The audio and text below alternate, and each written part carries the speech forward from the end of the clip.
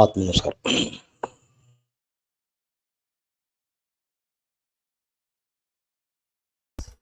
ஐயா உங்களுடைய மைக் ஆஃப்ல இருக்குங்கய்யா. அப்படியே டேட் சொல்லிட்டு சொன்னீங்கன்னா இன்னும் நல்லா இருக்கும். நல்லா இருக்கும் இல்லைங்களா? சந்தோஷங்க. ஆமாங்க. சரி சரி சரி சரி.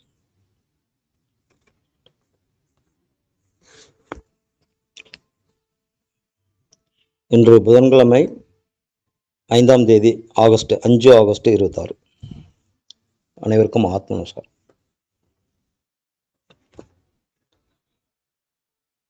வந்தே பரபிரம்ம சிதாத்மஹம்ச துவந்தே குரு சாந்தமுமே சமீசம் வந்தே சிவானந்த குரு பிரவீரம் வந்தே சதாஞானவி வந்தனீயா.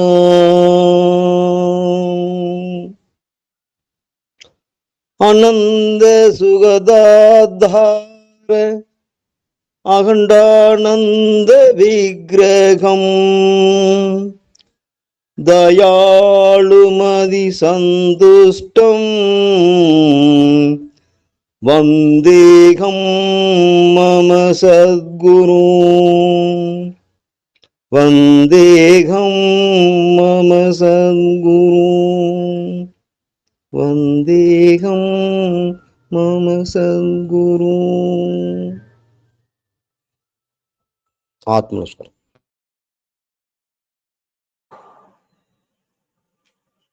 ஆத்ம நமஸ்காரம்.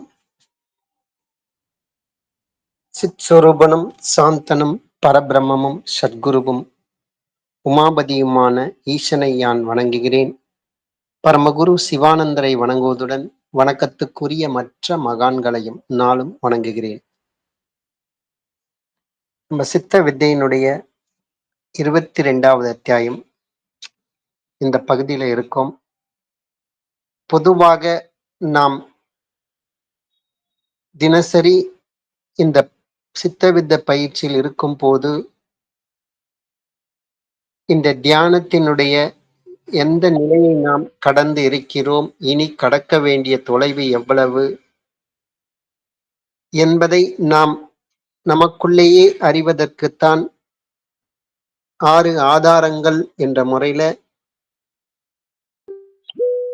மூலாதாரம், சுவாதிஷ்டானம், மணிப்பூரகம், அநாகதம், விசுத்தி, ஆக்ஞா, இந்த 6 ஆதாரங்களுடைய நிலையை நாம் எந்த அளவுக்கு நாம் இன்று கடந்து இருக்கின்றோம், இன்னும் கடக்க வேண்டிய ஆதாரங்கள் எத்தனை, இந்த 6ல எத்தனை ஆதாரங்கள் நாம் இன்னும் கடக்க வேண்டும் என்பதை நமக்கு நாமே ஒரு தெளிவுபடுத்திக் கொள்வதற்குத்தான் பொதுவாக மனதினுடைய சொப்பனம் சுழுத்தி ஜாக்கிரதை, ஜீவனுடைய சொப்பனம் சுழுத்தி ஜாக்கிரதை, இதைத்தான் 6 ஆதாரங்களுடைய நிலைகள் மூலமாக ஞானபிதா நமக்கு தெளிவுபடுத்துகிறார்.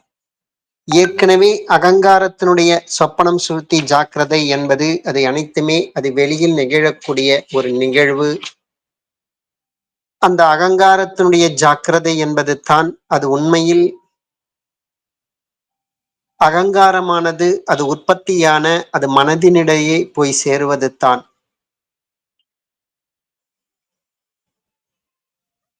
அந்த அகங்காரத்தினுடைய ஜாக்கிரதை என்பது நான் எனும் அகங்காரமாகிய வெளி உலக விஷயங்கள் கூடவே சிறியது. இந்த உடம்பில் ஏற்படக்கூடிய அவரவருடைய உடம்பு சரீரம் என்று உலகத்தில் சொல்லக்கூடிய கண்ணுக்கு தெரியக்கூடிய இந்த உடலில் ஏற்படக்கூடிய ஒரு ஜாக்கிரதை ஒரு நிலைமைத்தான்.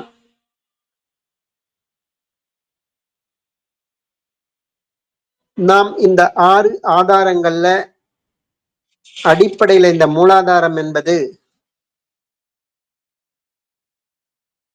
உடல் ஒரு அசைவு இல்லாமல் இருக்கக்கூடிய ஒரு நிலையில் இருக்கும் போதுதான் இந்த ஜாக்கிரதை உணர்வு என்று நமக்குள் அது ஏற்படுகிறது. ஏனென்றால் ஒரு அக்ஷரம் என்ற நிலையில் இருந்து தான் ஆகாசம் சலனப்படுகின்ற, அதிலிருந்து ஜீவசக்தியான வாயு என்பது ஏற்படுகிறது. அதாவது சகலத்துவம் நிஷ்கலத்துவம் என்ற ஒரு 2 நிலைமைகள். கலக்கமுள்ள அந்த சகலத்துவ நிலைமையானது அசையக்கூடியது, சலனப்படக்கூடியது. நிஷ்கலத்துவம் என்பது ஒரு அசையாமல் நிலையில் இருக்கக்கூடிய ஒரு தன்மை. அப்ப இந்த உடலை பொறுத்தவரை நாம் அசையாமல் தொடர்ந்து இந்த தியானத்தில் இருக்க வேண்டும். அப்ப எந்த அளவுக்கு நம்ம இந்த உடம்பை அசையாமல் இருக்கிறோமோ அந்த அளவுக்குத்தான் அந்த உடலில் ஒரு ஜாக்கிரதை நமக்குள்ள, நான் எனும் அகங்காரத்தில் ஒரு ஜாக்கிரதை நம்மளுக்குள்ள வர சொல்லதா அந்த மூலாதாரம் என்ற அந்த சக்கரத்தை நம்ம அகங்காரம் அந்த நிலையை நாம் எட்ட முடியும். அது உடலில் அசைவு ஏற்பட்டாலே அகங்காரத்தினுடைய தன்மை என்பது இயல்பாகவே அது செயல்பட ஆரம்பித்து விடும். அப்ப அதுக்கேத்த மாதிரி நம்மளுடைய உடலையும் நம்ம பராமரிக்க கற்றுக்கொள்ள வேண்டும். அப்ப இந்த தியானத்துக்கு ஏற்ற மாதிரியும் நம்மளுடைய உணவு முறை பழக்க வழக்கங்களையும், உடலுக்கு தேவையான அந்த உழைப்பும், ஒரு ஜாக்கிரதை நிலைமையில தியானம் பண்ற டைம்ல மற்ற நேரங்கள்ல கூட சரி, உபஜீவனத்துக்காக நம்ம வெளியில் வியாபிக்கும் போது கூட அதை ஒரு ஜாக்கிரதை உணர்வோடு இந்த உடலோடு நாம் அந்த 24 மணி நேரமும் நாம் அந்த உணர்வு நிலையில் இருக்க வேண்டும். அப்பதான் அந்த தியானம் பண்ண சொல்ல எளிமையாக அந்த அகங்காரம் என்பது அதனுடைய உற்பத்தி ஸ்தானத்துல போய் அடங்கும், ஒடுங்கும். அப்ப அந்த உடல் அசையாமல் இருக்க வேண்டும் என்றால், இப்ப நான் ஒரு 5 நிமிஷம் உட்கார எனக்கு கால் மறுத்து போகுது, கண்டினியூ உட்கார முடியல தியானத்துல, இந்த மாதிரி நிலை ஏற்படுவதற்கான அடிப்படை காரணம் என்ன? அப்ப எந்த இடத்தில் சுக்கிலம் ஸ்ரோனிதம் ஜீவசக்தியான வாயு பற்றாக்குறை இருக்கிறதோ, தட்டுப்பாடு இருக்கிறதோ, அந்த இடம் உடலுடைய பாகம் மரத்து போகிறதோ, இல்ல வலி ஏற்படுகிறதோ, அந்த சலனத்துக்கு தடை ஏற்படும் பொழுது, இல்ல அது பற்றாக்குறையாகவும் இருக்கலாம், இந்த மூன்றினுடைய அந்த போக்குவரத்துக்கு தடை ஏற்படும் பொழுது ஒரு வலியோ ஏதோ உருவாகலாம், இல்ல மரத்து போகலாம். அப்ப அதுக்கேத்த மாதிரி நம்ம இந்த உடலையும் நாம் சரியான முறையில அதை பராமரிக்க வேண்டும். இந்த தியான பாதையில் உபஜீவனத்துக்காக எடுத்துக்கொண்ட பொறுப்பு என்று நமக்கு இருக்கிறது. அதை சரிவர நிறைவேற்ற வேண்டும் என்றாலும் இந்த அகங்காரம் என்பது அது முறையான தேவையான அளவு அது வெளியில வந்தாதான் அது முடியும். அது இப்ப இந்த உடலும் நமக்கு அதுக்கு சப்போர்ட் பண்ணணும். அப்ப அந்த நிலையை நாம் அப்ப அதுக்கேத்த மாதிரி நம்மளுடைய உணவு முறை பழக்க வழக்கங்கள் நம்மளுடைய அதை உருவாக்கி கொள்ள வேண்டும். கூடவே இந்த ஜபத்திலையும் சரியது அசையாமல் இருந்து நாம் பழக வேண்டும். நம்ம கையில பிடிச்ச முத்திரை, உட்கார பொசிஷன், முதுகுத்தண்டு நேரா இருக்கணும், கண்ணு புருவ மத்தியத்துல இருக்கணும், இமை கூட அசையாத நிலையில அந்த அளவுக்கு நம்ம பழக்கப்படுத்த வேண்டும். அப்பதான் அந்த மூலாதாரம் என்ற ஒரு நிலையில நம்மளுடைய நான் எனும் அகங்காரம் அது விழிப்போடு ஒரு ஜாக்கிரதை உணர்வோடு அது மனதில கொண்டு போய் நாம் கொண்டு சேர்க்க முடியும். எப்போ அந்த நான் எனும் அகங்காரத்துக்கு நாம் விழிப்பு ஏற்படுகிறதோ அப்பதான் அதனுடைய உற்பத்தி ஸ்தானம் நமக்குள்ள எங்க இருக்கிறது அப்படின்னு அந்த மனதை நாம் எளிமையாக அதனுடைய போய் மனதில போய் சேர்க்க முடியும். அது அப்ப என்ன ஆகுது? மனம் அதனுடைய வெளி விஷயங்களை எல்லாமே விட்டுவிடும். அப்ப உள்ளுக்குள்ள நம்ம உடம்பில் ஏற்படக்கூடிய அந்த கதிதான், அதனுடைய மாற்றத்தை தான் நமக்கு உள்ளுக்குள்ளேயே உடம்பினுடைய உள்பாகத்திலே அது கவனிக்க எளிமையாக தொடங்கும். மனம் உள்ள இருந்தா வெளியில இருக்க முடியாது, வெளியில இருந்தா உள்ள இருக்க முடியாது. ஒண்ணு வெளியில போயிடுச்சுன்னா வெளி விஷயம் தான் கவனிக்க முடியும், உள் விஷயங்களை கவனிக்க முடியாது. உள்ளுக்குள் நடக்கிறது உள்ளுக்குள்ளேயே இருந்ததுன்னா வெளி விஷயங்களே அதால தெரியாது உங்களுக்கு. அது அப்ப அந்த மனம் அந்த உள்ளுக்குள்ளேயே ஏற்படக்கூடிய அந்த பிராணனுடைய சலனத்தை எளிமையாக அது உணர முடியும். அப்பதான் அந்த அகங்காரம் அது ஒன்றுமே அந்த அந்த முழு கவனத்தோடு, அதாவது எண்ணமாக மாறாமல் அந்த பிராணனானது முழுமையாக அது வாயுவாகவே அது நிலை நிறுத்தணும். அப்பதான் அது மனதனுடைய அது ஜாக்கிரதை நிலைமைக்கு அது போக முடியும். அது இப்ப நிஷ்டையில அந்த மனம் அசையாமல் நிலை நிறுத்தும் போதுதான் அப்ப அது உள்ளுக்குள்ளேயே ஒரு இருட்டான ஒரு நிலைமை அதை கொண்டு வரும் போதுதான் அப்ப மனதுக்கு ஒரு ஜாக்கிரதை உணர்வு வந்தால் அந்த மனமானது ஜீவன் இருக்கும் இடத்தை கண்டுபிடித்து விடும். மனதுக்கு ஜாக்கிரதை வரலன்னா ஜீவன் இருக்கும் இடம் நமக்குள்ள தெரியாதது. அப்ப அந்த ஜாக்கிரதை உணர்வோடு அப்பதான் உள்ளுக்குள்ள ஏற்கனவே ஞானப்பிதா சொல்லிட்டாரு. சுவாதிஷ்டானம் ஒரு இருட்டு, ஒரு நல்ல வெயில் டைம்ல அந்த டைம்ல ஒரு வெளியில போயிட்டு வீட்டுக்குள்ள வந்தனா இருட்டா இருக்கும். முதல்ல உள்ள வர சொல்ல வீட்டுக்குள்ள வந்தேன்னா அப்புறம் கொஞ்ச நேரம் பார்த்தா அங்க இருக்கக்கூடிய நிலைமைகள் எல்லாம் தெளிவா தெரியுதுன்றாங்களே, அதே மாதிரிதான் அந்த மனமானது இந்த சுவாதிஷ்டானம் என்ற முறையில பாத்தீங்கன்னா அது இருட்டாயிடும். அந்த நிலைமை அது சலனம் இல்லாமல் இருக்கும் போது அப்ப அந்த நிலைமையில்தான் அது உள்ளுக்குள்ள எல்லா நிலைமைகளையும் நம்மளால அறிய முடியுதுன்றாரு. மணிப்பூரகம் என்ற நிலை, மணிப்பூரத்துவம் பூரணத்துவம் பெரும் பொழுது எப்படி அந்த ரூமுக்குள்ள போனாலே வெயில்ல இருந்து நல்ல பகல் வெயில்ல இருந்து ஒரு வீட்டுக்குள்ள போனோம்னா பகல் வெயில வெளியில சுத்திட்டு முதல்ல வீட்டுக்குள்ள போனா இருட்டா இருக்கும். அப்புறம் கொஞ்ச நேரம் அங்குள்ள நிலைமைகள் நம்மளுக்கு தெரிதல எங்கெங்க பொருள் இருக்கிற மாதிரி. அதே மாதிரிதான் அந்த மனமானது அந்த மணிப்பூரகம் என்ற ஒரு நிலையில பார்த்தீங்கன்னா அது ஜீவனிலிருந்து தான் உற்பத்தி ஆச்சு. அப்போ நமக்குள்ள அது ஜீவன் இருக்கும் இடத்தை அது தெளிவாக அது உணர்ந்து விடும். அந்த மனம் அந்த சலனம் இல்லாமல் இருக்கும் பொழுது முதல்ல இருட்டா இருக்கும் உள்ளுக்குள்ள, அப்புறம் அது ஜீவன் இருக்கும் இடத்தை அது அறிந்து விடும். அப்ப அது ஜீவனிலேயே அது இருக்கும் போது அது அசைவு இல்லாமல் அது உற்பத்தியான இடத்திலேயே அது ஜீவனில் தான் உற்பத்தி ஆச்சு. அதன் இடத்தை அறிந்து அது கூடயே ஒரு சலனம் இல்லாமல் இருக்கக்கூடிய நிலை, அந்த நிலையில தான் அநாகதம் அக்னி நாசம் ஆகக்கூடிய நிலை அடுத்த நிலை.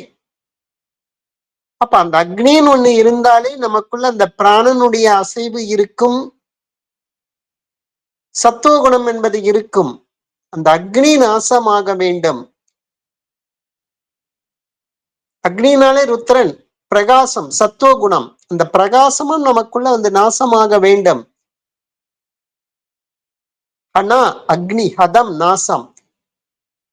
அப்பதான் அது அந்த ஜீவன் இருக்கும் இடத்தை அறிந்து அந்த ஜீவனோடு அந்த மனம் முழுமையாக ஜீவனாகவே அது மாறுகின்ற அந்த நிலை, அப்போது தான் அக்னி நாசமாக இருக்கும். அதுதான் அடுத்த நிலை. அது விசுக்தி என்ற நிலைக்கு அது போகிறதுக்கு அந்த அக்னி நமக்குள்ள அது நாசமாகணும். அப்ப அந்த ருத்திரனும் அந்த இடத்துல இதுவாகணும், நாசம் ஆகணும். அகங்காரம் கெட்டித்தன்மை, அடுத்தது மனமானது ஜல அம்சம், அடுத்தது அக்னியினுடைய அம்சம் ருத்ரன், அதுவும் அந்த இடத்துல அது நாசம் ஆகணும். அடுத்ததுதான் அந்த சிவான், அந்த ஜீவன் சிவனாகவே இருக்கக்கூடிய நிலைமை, அதுல ஒரு ஜாக்கிரதை ஒன்று வரும் போது மட்டும்தான் சரியது ஜீவன் அது சதாசிவனாக அது மாற வேண்டும். அப்ப அது ஆகாசமாக அது மாற வேண்டும். அப்ப அந்த ஜீவனும் சலனமில்லாமல் நிலை நிற்கும் போது மட்டும்தான் அது சதா சிவனாக அந்த இடம் தான் பாத்தீங்கன்னா ஆக்ஞை என்று சொல்லக்கூடிய அந்த இடத்துல அந்த பிரம்மானந்தம் என்ற ஒரு நிலை இயல்பாகவே அது ஏற்படுகிறது. அப்ப அத்தகைய நிலை நாம் பெற வேண்டும் என்றால் இதே ஏற்கனவே அமிர்தம் நமக்குள்ள எப்படி சுரக்கம் அப்படின்றத எப்படி நமக்குள்ள அது மாற்றங்களை நமக்குள்ள எந்த அளவுக்கு மாற்றங்கள் உடலுக்குள்ள எந்த நிலையில சுரக்கம் இருந்தா 19வது அத்தியாயத்துல ஞானபிதா நமக்கு தெளிவுபடுத்துகிறார். அப்ப அந்த அமிர்தம் அந்த சுக்கிலமானது ஒவ்வொரு செல்லிலையும் அது நிறைந்து அது ரொம்பி அது பூரிப்பு அடைய செய்ய வேண்டும். அப்ப அதுல இருந்து அது பூரிப்பு அடைந்து அது எக்ஸ்ட்ரா உள்ளதுதான் அது அமிர்தமாக நமக்குள்ள அது சுரக்கும். அப்ப அந்த சுக்கிலம் என்பது நமக்குள்ள ஒரு தன்னிறைவு, ஒவ்வொரு செல்லிலும் உடம்பினுடைய எல்லா பாகங்களிலும் அது தன்னிறைவு அடைய வேண்டும்.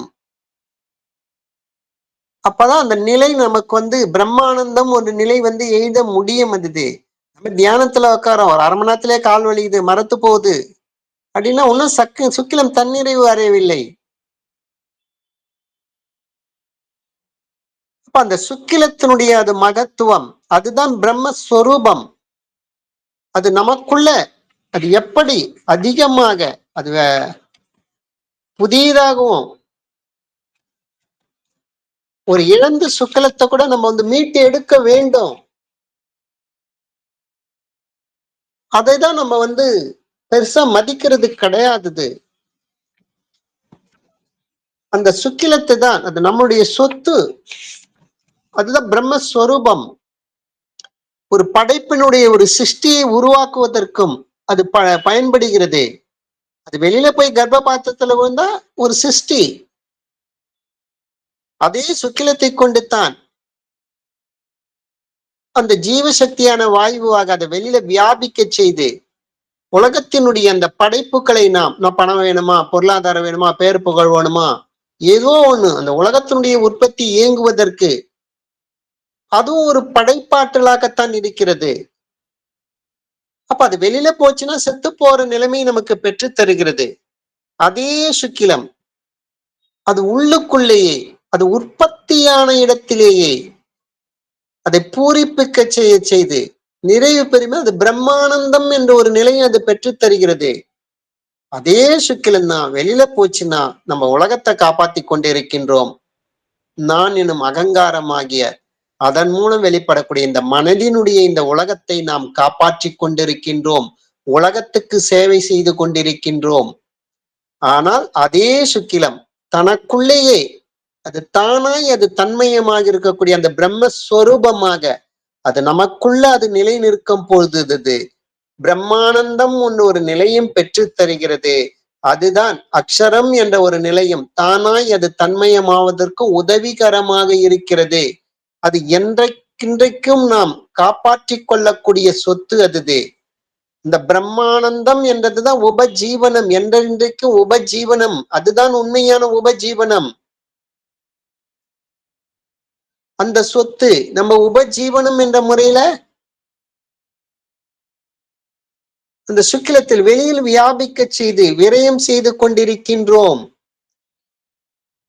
அப்ப உலகத்தில் சொல்லக்கூடிய நாம் எடுத்துக்கொண்ட பொறுப்புகளை நிறைவேற்றுவது அது உபஜீவனம்.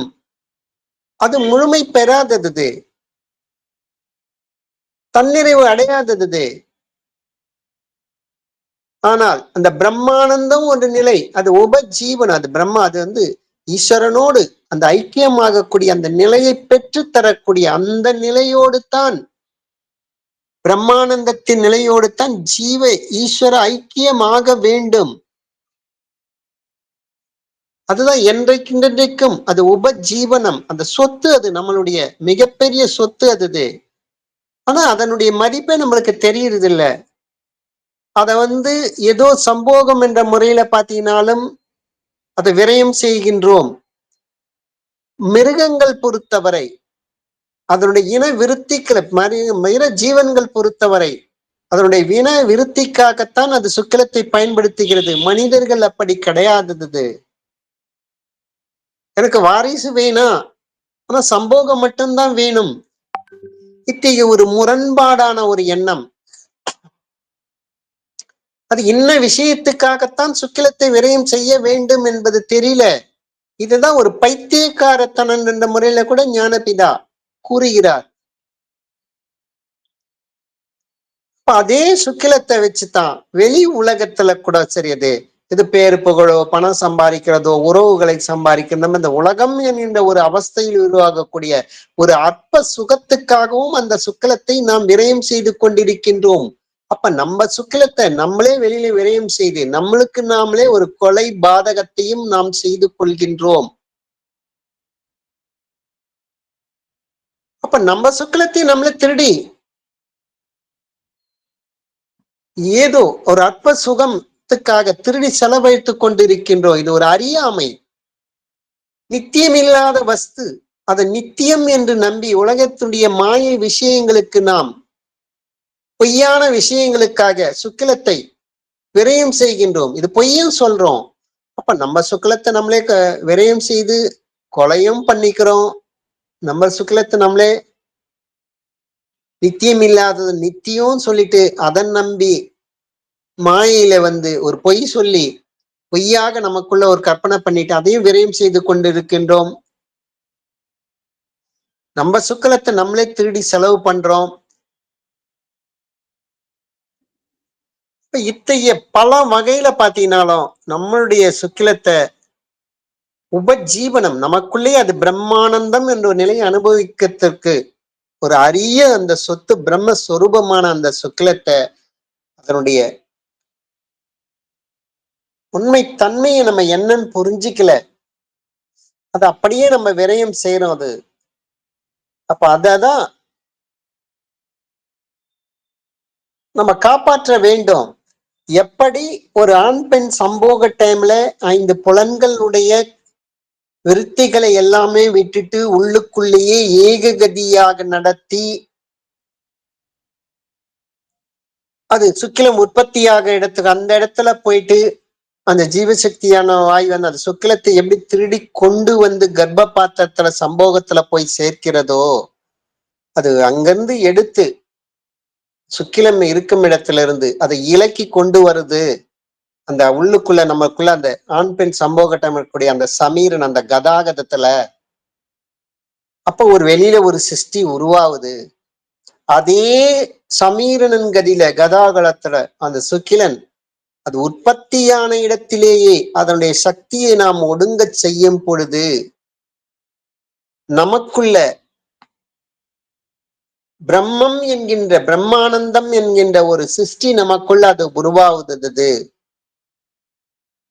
அப்ப அதன் மூலமாகத்தான் நம்ம ஈஸ்வரனோடு ஐக்கியமாக்குற அந்த நிலையை நாம் பெற முடியும். அப்ப அந்த சுக்கிலத்தினுடைய முக்கியம் இந்த அத்தியாயத்துல இப்ப 22 அத்தியாயத்துல ஞானபிதா இலக்கண எல்லா விஷயங்களுடைய இதுவரை நாம் சித்த வேதத்துல கற்றது தெரிந்தது அறிந்தது எல்லாத்துக்குமே அடிப்படையான ஒரு விஷயம். நம்ம ஜீவனை வெளியில வியாபிக்க விடாது, நமக்குள்ள அது காப்பாத்திக்கணும், அது உற்பத்தி ஸ்தானத்திலே கொண்டு போய் சேர்க்கணும்ன்ற முறைதான் விளக்கப்பட்டிருக்கு. இருந்தாலும் சரி அது இதுல அடிப்படையில இந்த பிரம்மஸ்வரூபமான அந்த சுக்கிலன் தான் எல்லாத்துக்கும் அடிப்படை காரணமாக அமைகிறது. இப்ப இந்த உடல் அந்த சுக்கிலம் அது கெட்டித்தன்மையாக அகங்காரமாக அது வெளியில போச்சுன்னா அது மாறிவிடுகிறது. அது மாயினுடைய இயல்பாகவே அது வேற மாதிரி மாறிவிடுகிறது. அதோகதியாகி ஜீவனை இறப்புக்கு அழைத்து போகிறது. அதே சுக்கிலந்தான் நம்ம உள்ளுக்குள்ளோ அது மேல் நோக்கி அது பயணம் ஈஸ்வரை நோக்கி அது பயணம் பண்ணக்கூடிய அந்த நிலையை நாம் உருவாக்கும் போது மட்டும்தான் சரியது அந்த அடிப்படை இந்த சிருஷ்டிக்கெல்லாம் பிறப்பு இறப்பு கூடவே படைத்தல் காத்தல் அழித்தல் எல்லாத்துக்கும் அடிப்படை காரணமாக நம்மை இயக்கக்கூடிய அந்த தான் என்ற அந்த சக்தியோடு இணைந்து ஈஸ்வரனோடு ஐக்கியமாகி தானாய் அது தன்மயமாக தீர்வதற்கும் அதுதான் அது உதவிகரமாக அமைகிறது. அடிப்படையில இந்த இடத்துல அது சுக்கிலம் என்பதும் மிகப்பெரிய நமக்குள் இருக்கக்கூடிய மிகப்பெரிய அது சொத்து. அது அந்த சொத்தை இழந்தால்தான் நாம் வெளியில வியாபிக்க செய்து அது அதோகதியாகி அதை இழந்து விட்டோம் என்றால் நமக்குள்ள அது உடல் அளவிலேயும் அது பிரச்சனையை தருகிறது, ஆரோக்கிய குறைவை கொடுக்கிறது, மனதளவிலும் அது ஆரோக்கிய குறைவை கொடுக்கிறது. அப்ப அதனால என்ன ஆகுதுன்னா அந்த ஜீவ இம்சை என்பது இயல்பாகவே அது ஏற்பட்டு விடுகிறது. அப்ப அடிப்படையில இந்த சித்த வித்தை மார்க்கத்துல நான் 20 வருஷமா இருக்கிறேன், 30 வருஷமா இருக்கிறேன் சொல்லிக்கலாம். பட் எனக்குள்ள இன்னும் நிறைய ப்ராப்ளம் இருக்கிறது. நான் நினைச்சதுக்கு எதிர்மாறாவே எல்லாமே நடந்துட்டு இருக்கு. இன்னும் நிம்மதி இல்ல. இப்படிலாம் சொல்றதுக்கான அடிப்படை காரணம் என்ன? ஒண்ணு கிரமங்கள் படி நம்ம வாழாததுதான் அடிப்படை காரணம். அதுவும் ஒண்ணு.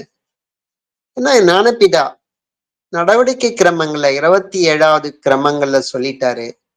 இந்த கிரமங்களுக்கு உட்பட்டு யார் வாழ்கிறார்களோ அவர்களை மட்டும்தான் அவர்கள் மட்டும்தான் அவர்கள் மேல மட்டும்தான் என்னுடைய சிரத்தை இருக்கிறது.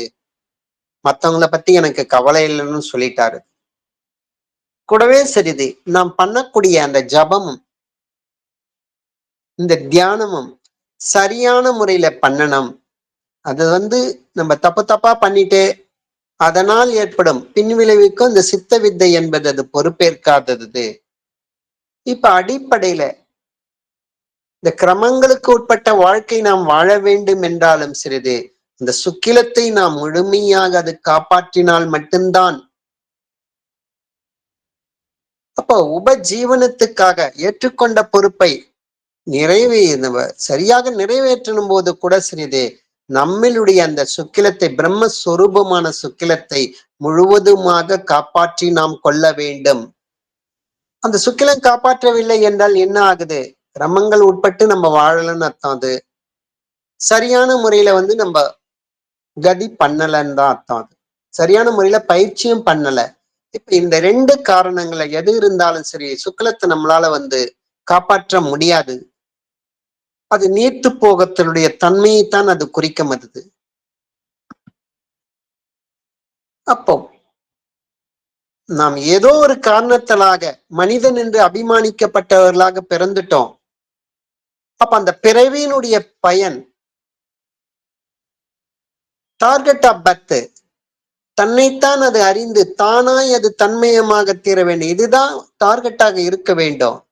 இந்த டார்கெட்டை விட்டுட்டு உலக விஷயங்களில் ஏற்படக்கூடிய மாயினுடைய பந்தத்தினுடைய டார்கெட்டாக இருந்ததுனாலே அதை நிறைவேற்றினாலே உபஜீவனத்துக்காக அதாவது ஏற்றுக்கொண்ட பொறுப்புக்கு தேவைதான். ஆனால் அதுவே எல்லை மீற சொல்ல என்ன ஆகுது? சுக்கிலம் அதிகப்படியான விரயம் தானே ஆகுது.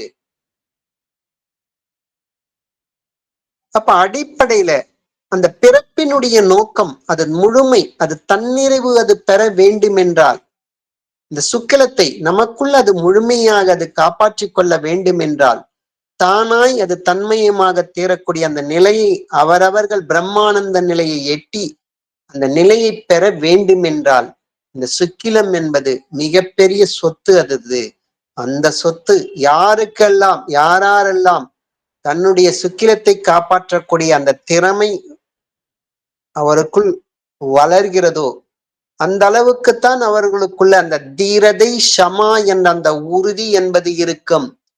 தன்னுடைய சுக்கிலத்தை காப்பாற்ற தெரியாதவர்களுக்கு அவர்களுக்கு அந்த பொறுமையும் இருக்காதது, அந்த வைராகியமும் இருக்காதது, அவருக்குள்ள ஒரு கம்பீரமும் இருக்காதது.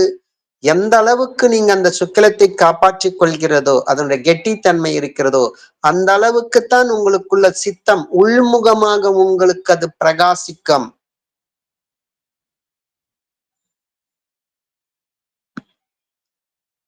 அப்ப அந்த சுக்கிலம் எந்த அளவுக்கு இருந்தோ அந்த அளவுக்கு தான் நம்ம நமக்குள்ள அந்த தீரதை,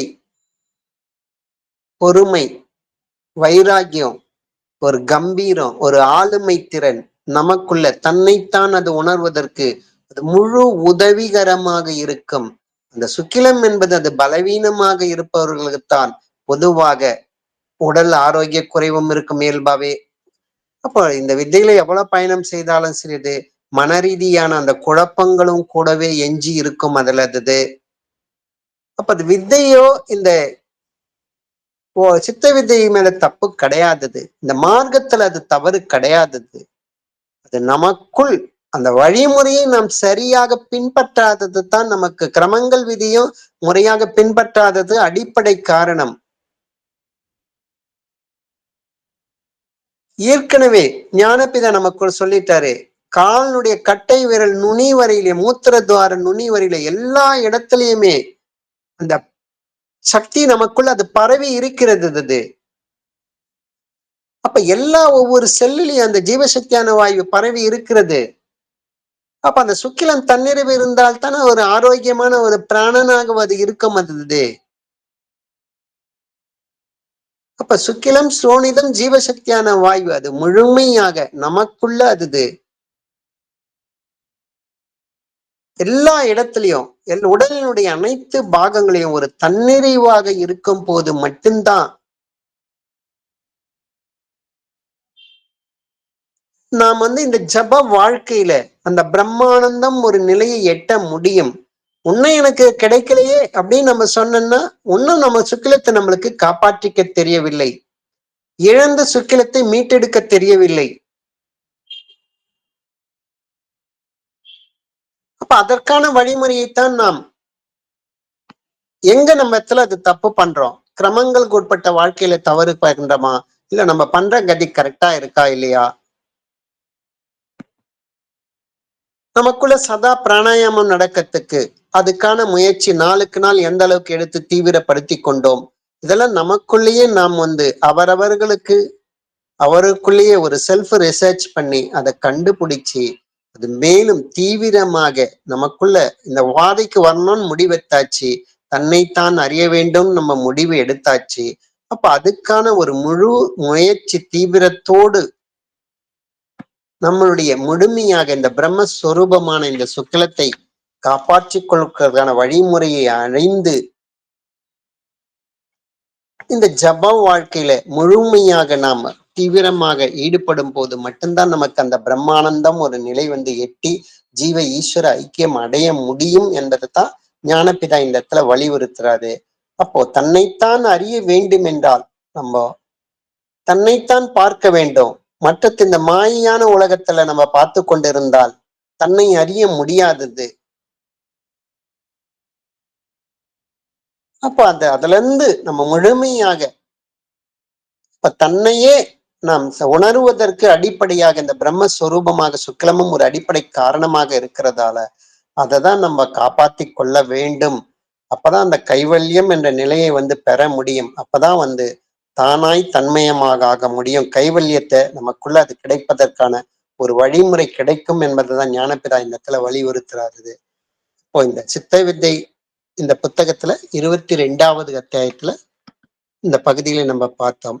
தொடர்ந்து மீண்டும் அந்த முதல்ல இருந்து ஆரம்பிச்சு மீண்டும் மீண்டும் நமக்கு இதே சித்த விதத்திலிருந்து ஞாபகப்படுத்துதல் தொடர்ந்து இருக்கும் போது மட்டும்தான் நம்மளுடைய அந்த பிரம்மஸ்வரூபமான சுக்கிலத்தை காப்பாத்துறதுக்கு அதுவும் ஒரு வழி வகுக்கும். அப்ப தினசரி நமக்குள்ள அதை ஞாபகப்படுத்துதலும் சித்த வித்தை முறைப்படி நம்ம பயணம் செய்ததும் அதனுடைய வாழ்க்கை நெறிப்படி சித்த வேதத்துடைய கூறப்பட்ட வழிமுறைப்படி நாம் ஃபாலோ பண்ண சொல்லதான், கிரமங்கள் வழிப்படியும் நம்ம ஃபாலோ பண்ண சொல்ல மட்டும்தான் நம்மளுடைய சுக்கிலத்தை காப்பாற்ற முடியும் என்பதுதான் வலியுறுத்துறாரு. தொடர்ந்து நாளைக்கு நாம ஆசிரமத்தினுடைய அடுத்த புத்தகத்துல இந்த சித்தவித்த மார்க்கத்துல பயணிக்கிறதுக்கு அதுக்கான வழிமுறைகளை நம்ம பார்க்கலாம். அனைவருக்கும் ஆத்ம நமஸ்காரம். உடம்பினுடைய சகலவிதமான பாகங்களிலும் பரவி எப்பொழுதும் விட்டு பிரியாமல் ஸ்நேகம் மோகம் முதலிய கெட்ட வழக்கங்களை உண்டாக்கி கொண்டிருக்கின்ற ராகத்து வேசாதிகளான விருப்பு வெறுப்பு எனும் பெரும் வியாதிகள் யார் ஒருவரால் வேறொரு அறுக்கப்படுகிறதோ அந்த அசாதாரண வைத்தியருக்கே நமஸ்காரம்.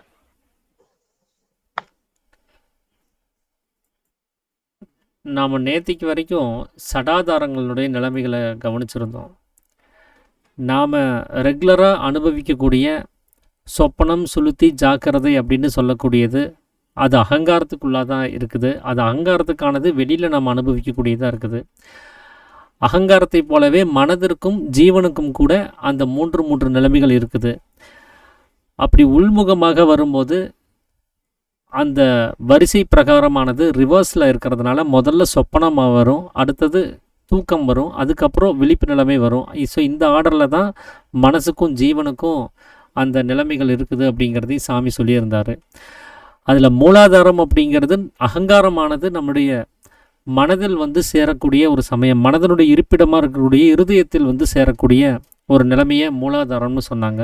எப்போ அகங்காரமானது அங்கே வந்து சேருதோ அப்போவே சுவாதிஷ்டானமும் கூடவே சேர்ந்து தொடங்கிடும். அது மனமானது தனித்து இருக்கக்கூடிய ஒரு நிலைமையாக இருக்கும். எப்போ மனமானது தனித்து இருக்குதோ அப்போவே அது மணிப்பூரகமாக வெளி வேலைகளெல்லாம் விட்டுட்டு உள்ளுக்குள்ளாரையே அது நிறைந்திருக்கக்கூடிய ஒரு நிலைமையானது ஏற்படுது. அது மனதனுடைய 3 நிலைமைகளாக இது நிறைவடையுது. ஸோ இந்த இடத்துல மனமானது அடுத்த நிலைமையில் வராமல் அது இதோடு நின்று போகுது. அடுத்ததாக இருக்கக்கூடிய ஜீவனுடைய 3 நிலைமைகளில் அநாகதம் அப்படின்னு சொல்லக்கூடியது மனமானது நாசமான நிலைமை. அதாவது மனம் ஜீவனில் முழுவதுமாக கரைந்து போன ஒரு நிலைமையை குறிக்கக்கூடியதாக இருக்குது. ஸோ இந்த சமயத்தில் ஜீவனானது தனித்து இருக்க வேண்டியதாக இருக்குது. எப்போ இந்த ஜீவனானது தனித்து இருக்குதோ அப்போவே ஜீவனுக்கு தேவையான அது செய்து கொண்டிருக்கக்கூடிய தொழில்களானது நின்று போகுது. ஸோ அதுதான் விசுத்தி அப்படின்னு சொல்லக்கூடிய ஜீவனுடைய தூக்க நிலைமை அப்படிங்கிறதையும் சாமி சொல்லியிருந்தார். எப்போ ஜீவன் தன்னுடைய தொழிலை விடுதோ அப்போ அது ஈஸ்வர அம்சமாக, அது நிர்குணனாக, களங்கமில்லாத நிலைமையை அது அடைய வேண்டிய ஒரு சூழலுங்கிறது ஏற்படும். அதுதான் ஆக்னை அப்படின்னு சொல்லக்கூடிய நிலைமை. அந்த நிலைமையில தான் நமக்கு பிரம்மானந்தத்தை அனுபவிக்கக்கூடிய நிலைமைன்னு வர்றதா சாமி வந்து சொல்லியிருந்தார். ஸோ இன்றைக்கி நம்ம பார்க்க இருக்கிறது இந்த பிரம்மானந்தம்னா என்ன அப்படிங்கிறது தான். பொதுவாக வந்து ஒரு அனுபவத்தை வந்து நம்ம ஒரு வார்த்தைகளில் சொல்கிறோம் அப்படின்னு சொன்னால் அதை புரிய வைக்கிறது கொஞ்சம் சிரமம்தான், கஷ்டம்தான். சும்மா வாயால் வந்து இது இப்படி இருக்கும் அப்படின்னு சொல்கிறதுங்கிறது அது முடியாத காரியம்தான். அதனால் பிரம்மானந்தத்தை வந்து எப்படி இருக்கும் அப்படின்னு கேட்டால் சொல்லி புரிய வைக்க முடியாது தான். அப்படி தான் உலகத்துலேயும் சொல்லி வர்றாங்க. ஆனால் சாமி வந்து சொல்லி புரிய வைக்க முடியுங்கிறார். இதென்னது இது, ஒரு அனுபவத்தை எப்படி வார்த்தைகளில் சொல்லி புரிய வைக்க முடியும் அப்படின்னு ஒரு கேள்வி கேட்குறதா இருந்தால் அது நம்ம அனுபவிச்சுட்டு தான் இருக்கிறோம் அப்படிங்கிறத தான் சாமிங்க சொல்கிறார். நாம் அது பிரம்மானந்தம்னே தெரியாமல் அதை அனுபவிச்சுட்ருக்குறோம். நம்ம பிரம்மானந்தம்னா வேறு ஏதோ ஒன்று இருக்குன்னு சொல்லி கற்பனையில் இருக்கிறோம். ஆனால் நாம் ஒவ்வொருவரும் அனுபவித்த அந்த விஷயத்தில் அந்த பிரம்மானந்தம் இருக்குது, அதை நாம் கவனிக்காமல் விட்டுட்டோம். ஸோ அதைத்தான் சாமிங்க நமக்கு சுட்டி காமிக்கிறார். பிரம்மானந்தம்ங்கிறது எப்படி இருக்கும், அதை நாம் எப்போ அனுபவிச்சிருக்கிறோம் அப்படின்னா, இந்த உலகத்தில் இருக்கக்கூடிய எல்லா உயிர்களுக்குமே ஒரு 3 விஷயங்கள் வந்து பிரதானமானதாக இருக்கும். ஒன்று உணவு, அடுத்தது உறக்கம், அதுக்கப்புறம் மைத்தூனம். அப்போ இந்த 3 விஷயங்கள் இல்லாமல் எந்த ஒரு ஜீவிகளும் இருக்கிறதுல. அதனுடைய அடிப்படையே என்னுடைய தேவையாகவே அது இருக்குது.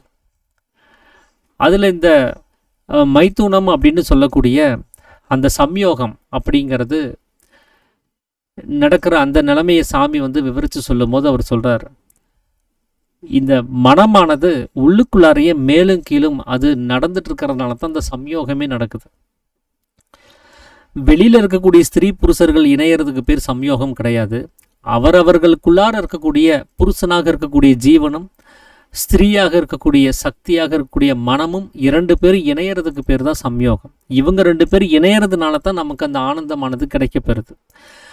அப்படி அந்த மனமானது வெளியில் அலைஞ்சிட்டு இருக்கக்கூடிய மனம் இப்போது ஜீவனுடைய ஸ்தானத்துக்கு வந்து ஜீவனை தொடுகிற சமயத்தில் நமக்கு ஒரு கண்ணிமிக்கிற நேரத்தில் ஒரு இன்பம் ஒன்று உண்டாகும். அந்த ஆனந்தமானது நம்மளால் அனுபவிக்க பண்ண முடியும். அது ஒரு செகண்டு கூட கிடையாது, ஒரு கண்ணிமிக்கிற நேரம் தான். அந்த கண்ணிமிக்கிற நேரத்துக்காக ஏற்படக்கூடிய இந்த ஒரு இன்பத்துக்கும் இந்த ஒரு ஆனந்தத்துக்கும் தான் உலகத்தில் இருக்கக்கூடிய எல்லா உயிரினங்களுமே ஆக்ரோஷப்படுறதும் ஆசைப்படுவதுமாக இருக்குது அப்படிங்கிறதையும் சொல்கிறார். அப்போ இந்த அடிப்படையான தேவை இந்த மனதிற்கு அந்த ஆனந்தம் தான் அப்படின்னு சொன்னால், அது நாம் வெளியிலிருந்து மனசை உள்ளுக்குள்ளே கொண்டு வந்து மேலேயும் கீழேயும் அந்த சம்யோக சமயத்தில் அது கதாகதம் நடந்து அப்புறம் அந்த மனசு போய் ஜீவனை தொட்டு அது சும்மா அது அங்கேருந்து வராமல் கூட அங்கே இருக்கக்கூடிய சுக்கிலத்தையும் சேர்த்து இழுத்துட்டு வந்துடுது. ஸோ இதனால் அந்த சுக்கில நாசம் அப்படிங்கிறது ஒன்று உண்டாகுது. நாம் அந்த ஆனந்தத்தை அனுபவித்து அதை முடித்த உடனே நம்மளுடைய சத்தாக இருக்கக்கூடிய அந்த ஜீவன் அந்த சுக்கிலமானது என்ன ஆகுது அப்படின்னா இழக்க வேண்டிய ஒரு நிர்பந்தம்ங்கிறது ஏற்படுது. அந்த சுக்கிலத்தினுடைய வேலை என்ன அப்படின்னா அதுதான் சத்துவ குணத்தை சார்ந்து இருக்குது, சத்தாக இருக்குது. அந்த சுக்கிலம் தீர்ந்து போகும்போது தான் சத்து போயிடுச்சு அப்படின்னு சொல்ல வேண்டிய சூழலுங்கிறது ஏற்படுது. அப்போ இந்த கண்ணிமிக்கிற நேரத்தில் உண்டாகக்கூடிய இந்த இன்பத்துக்காக வேண்டி நம்ம சதா உபஜீவனம் செய்து வாழ வேண்டிய ஒரு சொத்து. அதை நாம் இழக்க வேண்டியதாக இருக்குது. இது இந்த மைதுனத்தினால மட்டும்தான் இது இழக்கப்படுதா அப்படின்னு கேட்டால் இல்லை. ஏன்னா ஸ்திரீ புருஷ சேர்க்கை சமயத்தில் மட்டும் மனம் எதுலேயுமே பின்னப்பட்டு போகாமல், எதையுமே பற்றி யோசிக்காமல் அது ஒரே விஷயத்திலேயே அது ஊக்கமாக இருந்து அந்த ஆனந்தத்தை அனுபவிச்சுட்டு சுக்கிலத்தை செலவு பண்ணிடுது. ஆனால் இதில் மட்டும் தானா அப்படின்னு கேட்டால் அதில் மட்டும் கிடையாது. இந்த கண்களால் பார்த்தறிகிறோம், சுக்கிலத்தினுடைய விரயம் தான் ஆகுது. காதால் கேட்டறிகிறோம், சுக்கிலம் இல்லாமல் போகுது. மூக்கால் முகர்ந்தறிகிறோம், நாவால் சுவைத்தறிகிறோம், தோளால் தொட்டறிகிறோம். இப்படி எல்லா வகையிலையும் இந்த நம்மள இருக்கக்கூடிய சக்தியானது எந்தெந்த வகையிலெல்லாம் வெளியில் போகுதோ, சிந்திக்கிறோம் வெளியில் போகுது. உடம்புனுடைய வளர்ச்சிதை மாற்றம் நடக்குது, அப்பவும் தீர்ந்து தான் போகுது. இப்படி அத்தனை வகையிலையுமே இந்த சுக்கிலமானது தீர்ந்து போயிட்டே இருக்குது. இந்த சக்தி குறைபாடு அப்படிங்கிறது ஏற்பட்டுக்கிட்டே இருக்குது. நம்ம என்னதான் உடம்புக்கு தேவையான எனர்ஜிக்காக வேண்டி நம்ம ஆகாரங்கள், ஊட்டச்சத்தான ஆகாரங்கள் எடுத்துக்கிறோம் அப்படின்னு சொன்னால் அது இந்த உடம்பை போசிக்குமே தவிர உயிரை போசிப்பது கிடையாது. அதனால தான் சாமி 13வது அத்தியாயத்தில் அன்னம் பற்றி பேசும்போது நாம் சாப்பிடக்கூடிய சாதம், இட்லி, தோசை இந்த மாதிரியான விஷயங்கள் அன்னம் கிடையாது. உண்மையான அன்னம் அப்படிங்கிறது அசுவாக இருக்கக்கூடிய பிராணனை வெளியில் போக விடாமல் அயனம் செய்கிறது, தடுத்து நிறுத்துறது. அந்த செயலுக்கு பேர் தான் அன்னம் அப்படின்னார். ஜீவசக்தியான வாயுவை வெளியில் போக விடாமல் நம்ம எப்போ தடுக்க செய்கிறோமோ அதுதான் ஜீவனுக்கு தேவையான அன்னமாக இருக்கிறதுங்கிறார். அப்போ தான் ஜீவனால் அங்கே வாழ முடியும், இல்லைன்னா ஜீவன் நசிஞ்சு போய்கிட்டே இருக்கும். இப்போ நாம் அதிகப்படியாக நம்ம வெளியில் பார்க்குறதும் கேட்குறதும் அறியறதும் எதுக்காக அப்படின்னா உபஜீவனத்துக்காக அப்படின்னு நாம் சொல்கிறோம். வேலைக்கு போகணும், சம்பாதிக்கணும், சாப்பிட்றதுக்காக நமக்கு அந்த சம்பாத்தியம் தேவைப்படுது. அப்போ அது இல்லைன்னா எப்படி அப்படின்னு நம்ம கேட்குறோம். நம்மளுடைய முன்னோர்கள் எல்லாருமே இதே தான் பண்ணாங்க. தன்னுடைய சக்தியை வெளியில் விட்டாங்க, சம்பாதிச்சாங்க, சாப்பிட்டாங்க, ஆனால் கடைசியில் செத்து போயிட்டாங்க. அவங்க சம்பாதிச்ச அந்த சொத்துக்களோ இல்லை அவங்க சாப்பிட்ட ஆகாரங்களோ அவங்கள எந்த வகையிலையும் காப்பாற்றலாம். காரணம் என்னென்ன அப்படின்னா தன்னுடைய சக்தியை வெளியில் விட்டு தீர்த்தது தான். அப்போ இங்கே உலகத்தில் இருக்கக்கூடிய அத்தனை பேருமே தன்னுடைய சக்தியை வெளியில் விட்டு தீர்த்துக்கிட்டே இருக்கிறாங்க. நிச்சயமாக அவங்க எல்லாரும் செத்து தான் போகிறாங்க. ஏன்னா இதுக்கு முன்னாடி வரைக்கும் யார் யாரெல்லாம் அதை வெளியில் விட்டு தீர்த்தாங்களோ எல்லாரும் செத்து தான் போயிருக்கிறாங்க. அப்போ இப்போ இருக்கிறவங்க யாரும் விதிவிலக்கு கிடையாது, எல்லாருமே செத்து தான் போகிறாங்க. அப்போ செத்து போகிறதுக்காக தான் எல்லோரும் இங்கே வாழ்ந்துட்டுருக்குறோம். வாழ்கிறதா நினச்சி செத்து போயிட்டே தான் இருக்கிறோம். பிறந்ததுலேருந்து அந்த செகண்ட்லேருந்து நம்ம கர்ப்ப பாத்திரத்தை விட்டு வெளியில் வந்தால் அந்த முதல் நொடியிலிருந்து இப்போ வரைக்குமே நம்ம வாழ கிடையாது, செத்துக்கிட்டே இருக்கிறோம். தன்னுடைய ஜீவனை கொஞ்சம் கொஞ்சமாக ஏதோ விஷயங்களுக்காக கொடுத்து அதை செலவு பண்ணி தீர்த்துட்டே இருக்கிறோம். ஆனால் அந்த செலவு பண்ண அந்த சத்தாக இருக்கக்கூடிய சுக்கிலம் தான் நாம் உயிர் வாழ்வதற்கு அடிப்படையானது. அந்த சுக்கிலம் உள்ளாரே இருந்தோம் அப்படின்னா இங்கே யாரும் செத்து போகிறது கிடையாது. அந்த சத்து அப்படியே இருக்கும்.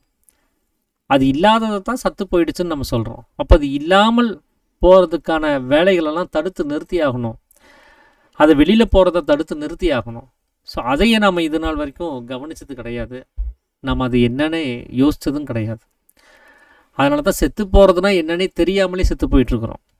ஏதோ காரணம் சொல்கிறோம், நோய்வாய்ப்பட்டுட்டோம், ஆக்சிடெண்ட் ஆகிடுச்சு, கொலை செய்யப்பட்டது அப்படின்னு இயற்கையாகவே எழுதிட்டார், இயற்கை எழுதினார் அப்படின்லாம் சொல்கிறோம். வயசாகிடுச்சுன்னா கண்டிப்பாக செத்து தான் ஆகணும், வியாதி வந்தால் கண்டிப்பாக செத்து தான் ஆகணும் அப்படின்லாம் என்னென்னமோ சொல்கிறோம்.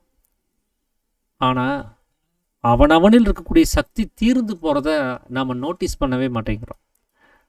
அது தீர்ந்து போயிட்டே இருக்குதுங்கிறத கவனத்துக்கே கொண்டு வர மாட்டேங்கிறோம். அது எல்லா வகையிலையும் தீர்ந்துக்கிட்டே இருக்குது. அதனால தான் அவனவன் உபஜீவனம் செய்து ஜீவித்திருக்க வேண்டியதான தன்னுடைய சொந்த சொத்தை திருடி தின்று நாசமாக்கிறான் அப்படிங்கிறார். எதுக்காக அப்படின்னா இந்த உலகங்கிற அவஸ்தையை அனுபவிக்கிறதுக்காக, அந்த ஸ்திரீ புருஷ சேர்க்கையில் உண்டாகக்கூடிய அந்த சுகத்தை அனுபவிப்பதற்காக. இப்படி எல்லா வகையிலையுமே நாம் அதைய வெளியில் விட்டு தீர்த்துக்கிட்டே இருக்கிறோம். ஸோ இதைத்தான் சாமி பிரம்மானந்தம்ங்கிறார். அதாவது அது கண்ணிமைக்கிற நேரத்தில் இருந்தாலும் சரி, அது நீண்டு இருந்தாலும் சரி, அதுக்கு ஆனந்தம், அது ஆனந்தம் தான். அதில் பெரிய ஆனந்தம், சின்ன ஆனந்தம்லாம் ஒன்றும் கிடையாது. நாம தான் அதுக்கு ஒரு சிற்றின்பம்னு ஒரு பேர் வச்சுருக்கிறோம். பேரின்பம்னு வேற ஏதோ ஒன்று இருக்குதுன்னு நம்ம எதிர்பார்த்துட்ருக்குறோம். ஆனந்தம்ங்கிறது ஒரே நிலைமை தான். நாம் சம்யோக சமயத்தில் நம்மளுடைய மனமானது ஜீவனை தொட்டுட்டு உடனே கீழே இறங்கி வந்துடுது. அந்த கண்ணிமிக்கிற நேரத்தில் மட்டுமே அந்த ஆனந்தத்தை அது கொடுக்குது. அதனால் அதை நம்ம சிற்றின்பம்னு நாம் சொல்லிட்டோம். ஆனால் அது தொட்டுட்டு அங்கேயே இருந்துருச்சு அப்படின்னு சொன்னால் அதைத்தான் பேரானந்தம், பிரம்மானந்தம் அப்படின்னு சொல்கிறோம். ஆனால் சாமி என்ன சொல்கிறாருன்னா, ரெண்டுலேயும் ஒரு வித்தியாசமும் கிடையாது. அதனுடைய கால அளவில் வேணால் வித்தியாசம் இருக்கலாம். இது கண்ணிமிக்கிற நேரத்தில் மட்டும் உண்டானாலும் சரி, அதே பிரம்மானந்தம் தான் அது. அது தொட்டுட்டு அங்கேயே இருந்துருச்சு அப்படின்னு சொன்னாலும் அது நீண்ட ஆனந்தமாக இருந்தாலும் அதுக்கு பேர் பிரம்மானந்தம் தான். ஆனால் இதில் என்ன ஒரு வித்தியாசம் அப்படின்னா, இந்த சுக்கிலத்தினுடைய செலவுங்கிறது ஏற்படுறது, அது நம்மளுடைய இறப்புக்கு காரணமாகுது.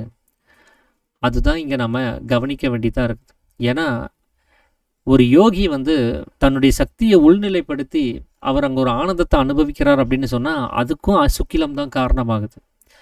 ஒரு போகி உலக வாழ்க்கையில் வாழ்ந்துட்டு இருக்கக்கூடியவர், அவர் சம்யோகத்தினால ஒரு ஆனந்தத்தை அனுபவிக்கிறார் அப்படின்னு சொன்னால் அதுக்கும் சுக்கிலம் தான் காரணமாகிறது. அந்த சுக்கிலம் இல்லை அப்படின்னு சொன்னால் இங்கே ஆனந்தம் கிடையாது. ஏன்னா நம்மளுடைய பிறப்பு அப்படிங்கிறதே ஆனந்தத்திலிருந்து தான் உண்டானது. நம்மளுடைய பேரண்ட்ஸு ஆனந்த நிலைமையில் இருக்கும்போது தான் நாம் ஒரு கருவாக கர்ப்ப பாத்திரத்தில் தள்ளப்பட்டோம். அந்த கருவில் இருக்கும்போதே கூட நமக்கு வெளியில் இருக்கக்கூடிய நிலைமைகள் எதுவுமே தெரியாததுனால, தன்னுடைய சக்தி உள்ளாரே நிலை பெற்றிருந்ததுனால ஆனந்தத்திலேயே வளர்ந்தோம். எப்போ கர்ப்ப பாத்திரத்தை விட்டு வெளியில் வந்தோமோ, உலகம்ங்கிற அவஸ்தையை அனுபவிக்கிறதுக்கு வந்தோமோ, அப்போ அந்த ஆனந்தமானது கட்டாயிடுச்சு. அது வரைக்கும் ஆனந்தம்ங்கிறது நம்மளோட இருந்துக்கிட்டே தான் இருந்தது. நாம் அதை உணராட்டினாலும் அது நம்மளோட இருந்தது. அதனால தான் அந்த ஆனந்தம் கட்டான உடனே குழந்தை அழுக ஆரம்பிக்குது. வெளியில் வந்த உடனே குழந்தை சிரிக்கலை, அது உடனே அழுக ஆரம்பிக்குது, கத்தி கூப்பாடு போடுது, என்னமோ ஒன்று காணாமல் போயிடுச்சுன்னு சொல்லிட்டு. ஆனால் உண்மையாகவே அந்த குழந்தை அது சிரிக்க தான் செய்யணும். ஏன்னா அந்த கர்ப்ப வாசலுக்குள்ளார, அந்த கர்ப்பப்பைக்குள்ளார அந்த குழந்தை எவ்வளோ கஷ்டத்தில் இருந்திருக்குன்னு நினச்சி பாருங்கள். கூனி குறுகி அது கை காலை கூட நீட்ட முடியாத அளவுக்கு அவ்வளோ இடைஞ்சல் அது இருந்த குழந்தைக்கு இப்போ இவ்வளோ விலாசமான உலகத்தை கொடுக்கும்போது அந்த குழந்தை சிரிக்க தான் செய்யணும். நமக்கு ஒரு ஜெயிலிருந்து ஒரு விடுதலையான மாதிரி அதை ஃபீல் பண்ணியிருக்கணும். ஆனால் அதுக்கு பதிலாக அது என்ன பண்ணுது? அழுக தான் ஆரம்பிக்குது. இதுக்கு அங்கேயே இருந்திருக்கலாமே அப்படிங்கிற மாதிரி அது அழுகுது. ஏன் அப்படின்னா, அது எவ்வளோ கூனி குறுகி அதுக்குள்ளார இருந்தாலும் அது ஆனந்தத்திலே இருந்தது. அந்த ஆனந்தம் விட்டு போன உடனே அந்த குழந்தை அழுக ஆரம்பிக்குது. அப்போ அது தேட ஆரம்பித்தது, என்ன நம்மளை விட்டு போச்சோ அப்படிங்கிறத தேட ஆரம்பித்த தேடல் இப்போ வரைக்கும் அது தீரவே இல்லை. எதுலையாவது அந்த நிலைமை கிடைக்குமா, எதுலையாவது அந்த ஆனந்தம் கிடைக்குமான்னு சொல்லி ஒவ்வொரு செயல்கள்லையும் இந்த மனமானது முட்டி மோதிக்கிட்டே இருக்குது. வீடு கட்டி பார்க்குது, ஆனந்தம் கிடைக்குதான்னு. வாகனங்கள் வாங்கி பார்க்குது, கல்யாணம் பண்ணி பார்க்குது, பேரு புகழ் அடைஞ்சு பார்க்குது, பணம் சொத்துக்கள்லாம் சேர்த்தி பார்க்குது. இப்படி எதுலேயுமே கிடைக்க மாட்டேங்குது. ஏன்னா அது விட்ட ஆனந்தம் உள்ளுக்குள்ளார இருக்குது, ஆனால் அது வெளியில் தேடிட்டு இருக்குது. ஏன்னா மனசை நம்ம வெளியிலே வச்சு பழக்கப்படுத்துனதுனால அதை உள்ளுக்குள்ளே தேட சொல்லி நம்ம இது நாள் வரைக்கும் சொன்னது கிடையாது. உள்ளுக்குள்ளார ஒரு நிலைமை இருக்குது, அங்கேயும் இருக்கிறதுக்கு வாய்ப்பு இருக்குதுன்னு நம்ம அதுக்கு தெரிவித்ததே கிடையாது. அதுக்கு ஒரே ஒரு பாகத்தை மட்டுமே காமிச்சிட்ருக்குறோம். அது அங்கேயே தேடிட்டு இருக்குது, அங்கே தான் வெளிச்சமாக இருக்குதுன்னு தேடிட்டு இருக்குது. தொலைச்ச இடம் இருட்டாக இருக்குது, அங்கே தேட முடியாது, அதனால் வெளிச்சமாக இருக்கிற இடத்துல தேடலாங்கிற மாதிரி இந்த மனமானது உள்ளுக்குள்ளார தொலைச்ச ஆனந்தத்தை வெளியிலே தேடிட்டு இருக்குது. இதனால தான் சாமி சொல்கிறாரு, அந்த உபஜீவனம் செய்து வாழ்ந்திருக்க வேண்டியதான சொத்தை வெளியில் இருக்கக்கூடிய அவஸ்தைகளை நம்ம அனுபவித்து அதில் ஆனந்தத்தை தேடி போய் ஒவ்வொன்றையும் இதில் ஆனந்தம் இருக்குமா அதில் ஆனந்தம் இருக்குமான்னு சொல்லி தன்னுடைய சக்தி இழந்துக்கிட்டே இருக்கிறோம். இந்த உள்ளுக்குள்ளார அதே மனமானது எப்பெல்லாம் போகுதோ, ஜீவனோட அந்த மனமானது எப்பெல்லாம் சேருதோ அப்போ எல்லாமே நமக்கு அந்த ஆனந்தம்ங்கிறது கிடைக்கவே செய்யுது. நாம் எல்லாரும் ஆனந்தத்துலேருந்து பிறந்தோம், ஆனால் ஆனந்தத்திலேயே நம்ம வாழ்கிறது கிடையாது. ஆனந்தத்தை எதிர்பார்த்துக்கிட்டே தான் வாழ்கிறோம். ஆனால் கடைசியில் செத்து போகும்போது கூட ஆனந்தத்தை அனுபவிக்காமலே சாக வேண்டிய ஒரு சூழலுங்கிறது ஏற்படுது. அதைத்தான் சாமி சொல்கிறார், ஆனந்தத்திலிருந்து உற்பத்தி ஆகிறது இல்லாமல் ஆனந்தத்தில் இருக்கவோ ஆனந்தத்தில் லயிக்கவோ செய்கிறது இல்லை அப்படிங்கிறார். ஸோ அதுக்கான முயற்சியை நம்ம எடுத்துக்கிட்டது கிடையாது. அதுக்கு காரணம் நமக்கு ஆனந்தமானது எங்கே இருந்துச்சு, நாம் எப்போ அனுபவித்தோன்னே நமக்கு தெரியாது. ஸோ ஆனந்தம்னு ஒன்று வேற ஒன்று இருக்கிறதா நம்ம நினச்சிட்டு இருந்தோமே தவிர நமக்குள்ளாரையே அந்த ஆனந்தம் இருக்குது. இந்த மனசும் ஜீவனும் ஒன்று சேர்ந்தால் அது ஆனந்தம் கிடைக்கும் அப்படிங்கிறத நம்ம உணர்ந்தது இல்லை.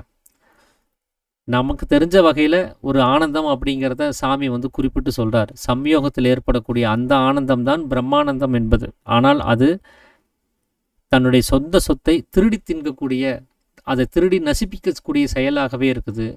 அதனால் அந்த மாதிரியான செயல்கள் நமக்கு வேண்டியதில்லை. அதுக்கு பதிலாக நம்மளுடைய முயற்சியில் நம்மளுடைய மனதை கொண்டு போய் ஜீவன்லேயே அசையாமல் நிறுத்தணும் அப்படின்னு சொன்னால், ஜீவனை தொட்டுட்டு திரும்பி வராமல் அந்த மனதை அங்கேயே நிலைநிறுத்தி வச்சோம் அப்படின்னு சொன்னால் சதா ஆனந்த மத்தன்மார்களாக இருக்க முடியும். அப்படி இருந்தால் மட்டும்தான் நாம் சதா ஜீவித்திருக்கக்கூடிய சிரஞ்சீவியாக, சிரத்துக்குள் ஜீவித்திருக்கக்கூடிய ஜீவிகளாக நம்மளால் இருக்க முடியும். அதனால் இந்த ஆனந்தத்திலிருந்து உண்டான நாம் ஆனந்தத்தை வெளியில் இருக்கக்கூடிய எந்த விஷயங்களையும் தேடாமல் இந்த வெளி விவகாரங்களை முழுவதும் விட்டு அவனவனுக்குள்ளார போய் பார்க்கும்போது மட்டும்தான் அந்த ஆனந்தத்தை இங்கே நம்ம ஏற்படுத்திக்க முடியும். அதனால் நாம் வெளியில் பார்க்கக்கூடிய உபஜீவனமானது அது இந்த உடம்பை வளர்க்குறதுக்கு உதவுமே தவிர தன்னுடைய ஜீவனை நசிப்பிக்கிறதுக்கான வேலையை தான் அது செஞ்சிட்ருக்குது. இப்படி தான் இந்த உபஜீவனம்ங்கிற பேரில் தன்னுடைய சொந்த சொத்தை தானே வெளியில் விட்டு தீர்த்துக்கிட்டே இருக்கிறோம். ஸோ இதை பற்றி கூட சாமி ஏற்கனவே 8ஆம் அத்தியாயத்திலே சொல்லியிருப்பார். இந்த கர்மமாக இருக்கக்கூடிய வாயுவானது உலகத்தை எப்படி பந்தப்படுத்தி வச்சுருக்குது அப்படிங்கிறத பற்றி பேசும்போது ஒரு 8 பூச்சியை உதாரணமாக சாமி சொல்லியிருப்பார். அந்த 8 பூச்சி தனக்கு உபஜீவனத்துக்கான ஒரு உணவு வேணும் அப்படிங்கிறதுக்காக வேண்டி வலைகளை பின்னுது. எதை வச்சு பின்னுது அப்படின்னா, அந்த 8 பூச்சிக்குள்ளார இருக்கக்கூடிய சுக்கிலத்தை, பசையாக இருக்கக்கூடிய சுக்கிலத்தை வச்சு தான் அது அந்த வலையவே எடுத்து செலவு பண்ணி பின்னுது. அதில் விழக்கூடிய பூச்சிகளை அப்படியே சாப்பிடுது. எல்லா உயிரினமும் மற்ற உயிரினம் செத்ததுக்கு அப்புறம் சாப்பிடுது அப்படின்னு சொன்னால், இந்த 8 பூச்சி மட்டும் சாகவே சாப்பிடும். அது உயிரோடு இருக்கும்போதே அது அங்கே போராடிட்டு இருக்கும் அந்த வலையை பிச்சு வெளியில் போகிறதுக்கு. ஆனால் இது பாட்டுக்கு ஒரு சைடு உட்காந்து அந்த உயிரையே சாப்பிட்ருக்கும். அப்படி அந்த உயிரை அங்கே எங்கன்னு தப்பிக்கிறதுக்கு முயற்சி செய்யும் போது வலையெல்லாம் அறுந்து போயிடுச்சு அப்படின்னு சொன்னால் திரும்ப அதை சரி பண்ணுறதுக்கு சுக்கிலத்தை தான் செலவு பண்ண வேண்டியதாக இருக்குது. இப்படி ஒவ்வொரு தடவையும் வலையை பின்னுறதும் வலையை அவுக்கிறதும் இதே வேலையை செஞ்சு தன்னுடைய சக்தியை அது இழந்துக்கிட்டே இருக்குது. உள்ளுக்குள்ளார பசையாக இருக்கக்கூடிய சுக்கிலம் தீர்ந்து போயிட்டே இருக்குது. எப்போ அதனுடைய புஜத்தில், அதனுடைய உற்பத்தி ஸ்தானத்தில் சுக்கிலமானது தீர்ந்து போகுதோ அப்போது தான் உண்டாக்குன வலையில் அது விழுந்து சாகவும் செய்யுது. அதே போல் தான் நாமளும் என்ன பண்ணுறோம், இந்த உலகம்ங்கிற ஒரு வலையை பின்னி அதில் ஜீவசக்தியான வாயுவாக இருக்கக்கூடிய அந்த பசையை வைத்து ஒரு வலையை பின்னுறோம். உலகம்னு சொல்லக்கூடிய ஒரு வலை. அதில் நம்மளுடைய உபஜீவன வாழ்க்கையை நாமளும் வச்சுருக்கிறோம். எதுக்காக அப்படின்னா, செத்து போகக்கூடாது. நம்ம சாப்பிட்லன்னா செத்து போயிடுவோம்.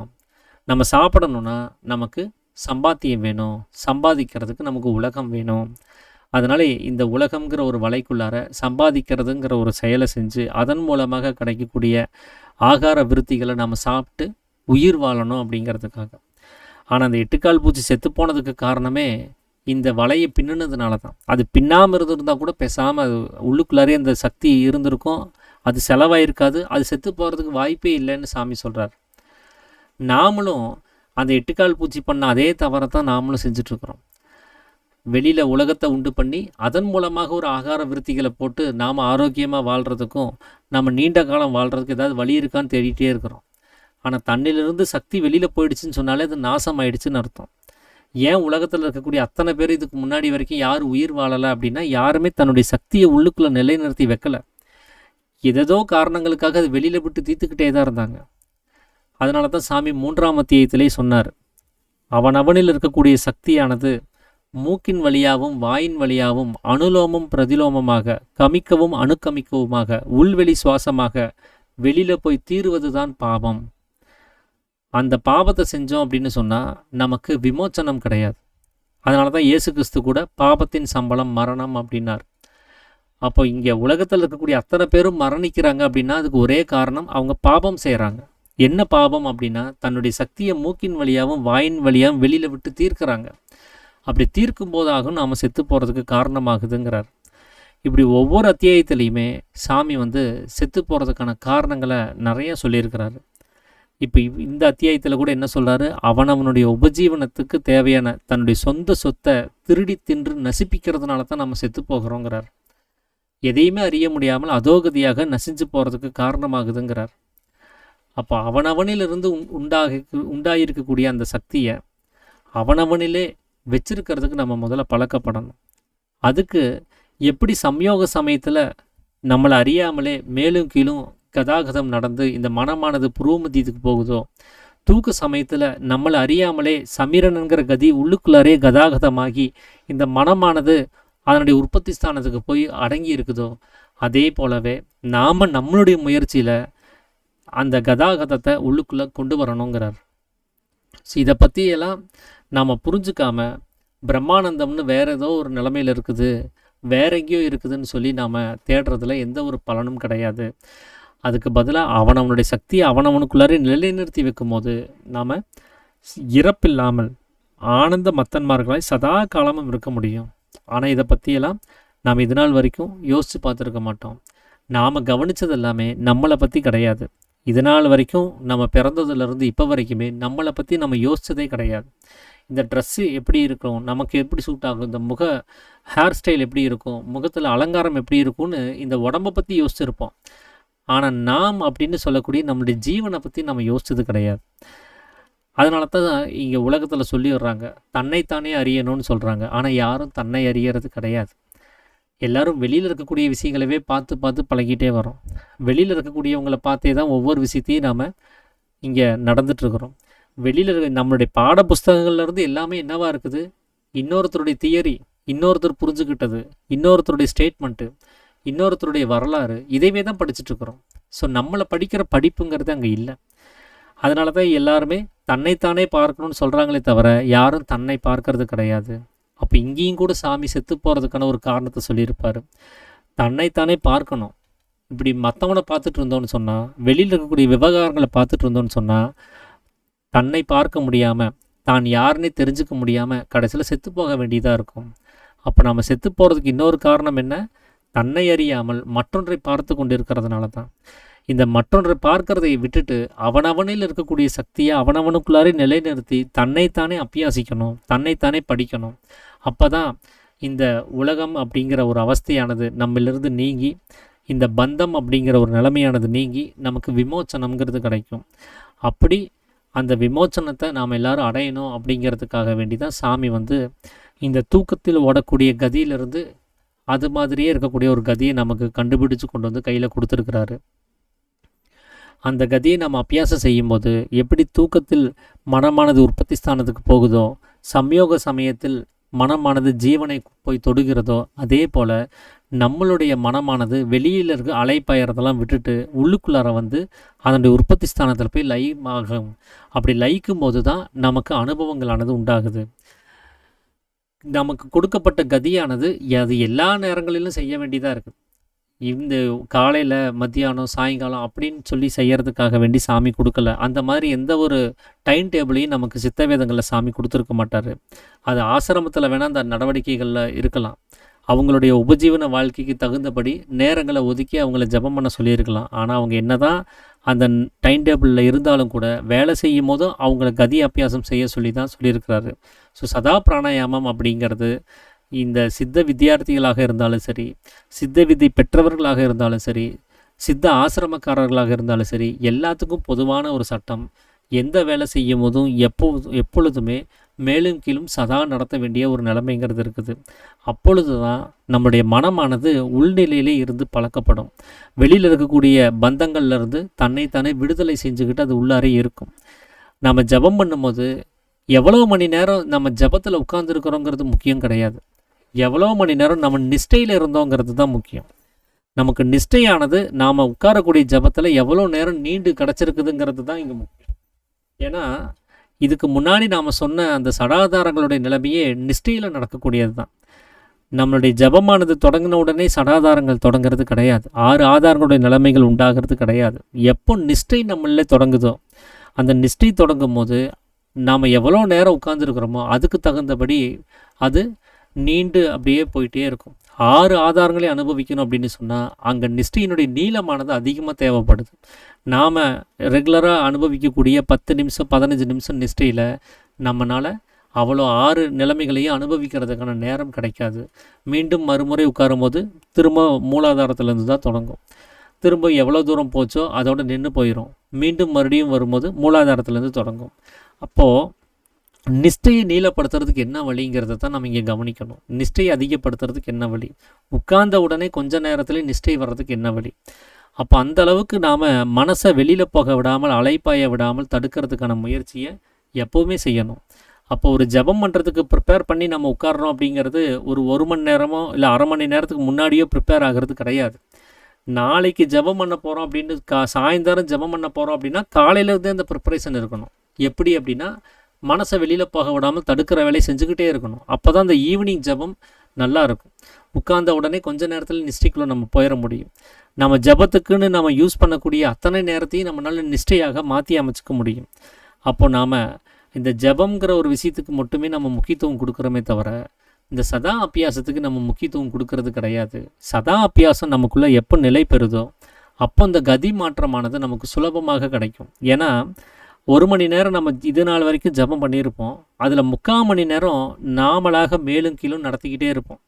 அந்த கூட்டு ஜபத்தில் நிஷ்டை அப்படின்னு சொன்ன உடனே கதி அபியாசத்தை நம்ம நிறுத்தி வெறுமனே அந்த மனம் என்ன பண்ணுதுங்கிறத பார்த்துருப்போம்.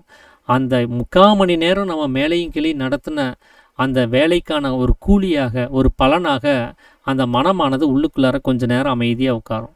ஒரு 5 நிமிஷமோ 10 நிமிஷமோ 15 நிமிஷமோ அது அப்படியே அமைதியாக உட்காந்துட்டு திரும்ப வெளியில் ஓடி வந்துடுது. அப்போ நம்ம 3/4 மணி நேரம் செஞ்சதனுடைய பலன் ஒரு 1/4 மணி நேரம் நிஷ்டையாக கிடைக்குது. அப்படின்னா நம்ம காலையிலேருந்து சாயங்காலம் வரைக்கும் இந்த சதா அபியாசத்தை செஞ்சுக்கிட்டே எல்லா வேலையும் செய்கிறோம் அப்படின்னு சொன்னால் அப்போ நடக்கக்கூடிய அந்த கதியினுடைய அந்த பலனானது நமக்கு நிஷ்டையாக எவ்வளோ கிடைக்கும் அப்படிங்கிறத நினச்சி பாருங்கள். அதுக்கு தான் சாமி உள்ளில் இருக்கக்கூடிய மார்க்கத்தை சரி செய்கிறதுக்கு நாம் மேலும் கீழும் சதா அபியாசம் செய்யணும். அப்போ தான் ஜீவனுக்கு தேவையான மேல்கதி கிடைக்கும். இந்த ஒரு வகை இல்லாமல் வேறு எந்த வழியிலையுமே நமக்கு மேல்கதி கிடைக்காது அப்படிங்கிறத உறுதியாக சொல்கிறாரு. ஸோ அந்த சதா அபியாசத்தை நம்ம அதிக அளவில் மேற்கொண்டு இந்த நிஷ்டையை நீளமாக நம்ம அனுபவித்து இந்த சடாதாரங்களுடைய நிலைமையை இதுவரைக்கும் புத்தகத்தை பார்த்து தெரிஞ்சுக்கிட்டோம். இனிமேல் நாம் அனுபவ ரீதியாக புரிஞ்சுக்கிறதுக்கு நாம் எல்லோரும் முயற்சி பண்ணணும் அப்படிங்கிறதையும் சொல்லி இந்த சித்த வேதத்தினுடைய 22வது தேதியை நிறைவு பண்ணிக்கிறேன். ஸோ நான் படித்தப்போ புரிஞ்சுக்கிட்ட அந்த நிலைமையிலேருந்து இந்த பிரம்மானந்தத்துக்கான ஒரு விஷயமாக உங்களோட பகிர்ந்துக்கணும் அப்படின்னு சொல்லி நினச்சது இதுதான். வேறு யாராவது ஏதாவது விஷயங்களை பகிர்ந்துக்கு தான் பகிர்ந்துக்கலாங்கய்யா. நாளைக்கு நம்ம நடவடிக்கை கிரமங்களுடைய புஸ்தகத்தை நம்ம பார்த்துட்டு அடுத்த புஸ்தகத்தை பற்றி நம்ம டிஸ்கஸ் பண்ணுவோம். அனைவருக்கும் ஆத்த நமஸ்காரங்கய்யா.